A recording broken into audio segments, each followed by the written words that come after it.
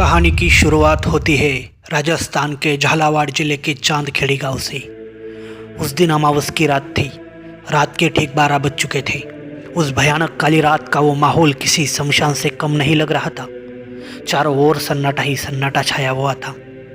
बस किसी घर से बिल्ली के रोने की और बीच में ही किसी लोमड़ी के भौंकने की आने वाली आवाज़ें शरीर पर कांटा खड़ा कर देती थी।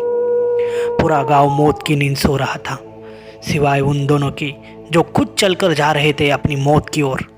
रात के उस गहरे अंधेरे में उनके पैरों की चलने की आवाज़ें साफ साफ सुनाई दे रही थी।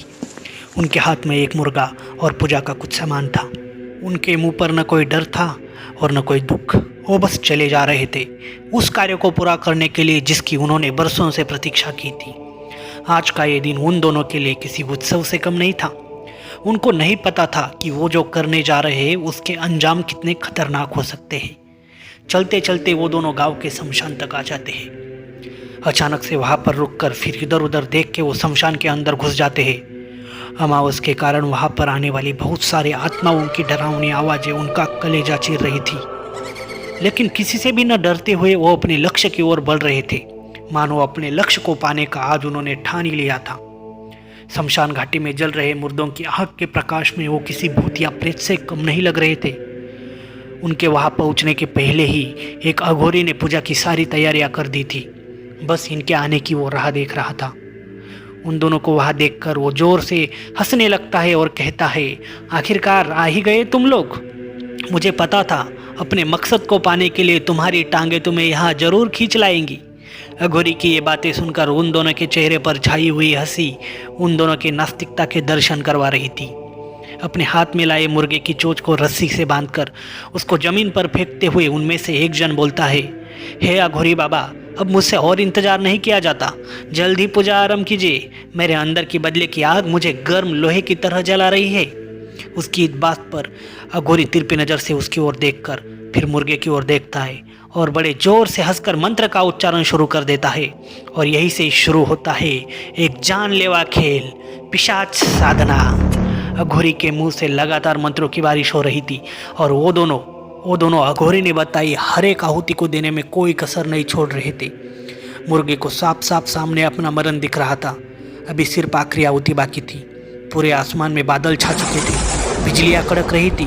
शमशान से आने वाली आत्माओं की आवाज़ें अब बहुत जोर से सुर लगा रही थी। बादलों के जोर से झड़कों की वजह से पूजा के यज्ञ की अग्नि ने रौद्र रूप धारण किया था। बस ये आखिरी आहुति बाकी है लड़के। इस मुर्गे की आहुति देते ही तुम्हें तुम्हारा मकसद मिल जाएगा और मुझे मेरी शक्तियाँ, ऐसे वो अपने मन में कहता है और बड़े जोर से मंत्र का उच्चारण करने लगता है। ओम नमः कर्ण पिशाचिनी अमोघ सत्यवादिनी मम कर्णे अवतारवत्र अतिता नागत वर्तत माननी दर्शय दर्शय मम भविष्य कथय कथय ही कर्ण पिशाचिनी स्वाहा। अघोरी के स्वाहा कहते ही इधर वो लड़का यज्ञ में मुर्गे की आहुति दे देता है।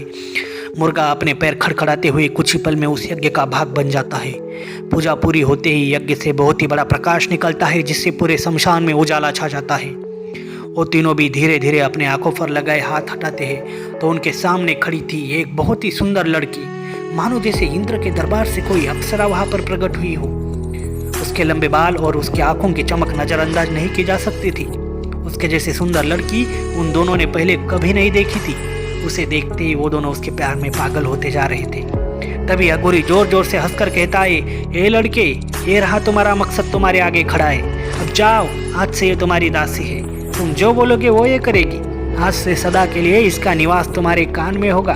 तुम्हारे हर एक सवाल का जवाब, भूत भविष्य वर्तमान हर चीज का ज्ञान तुम्हें तुम्हारे कान में आकर देगी।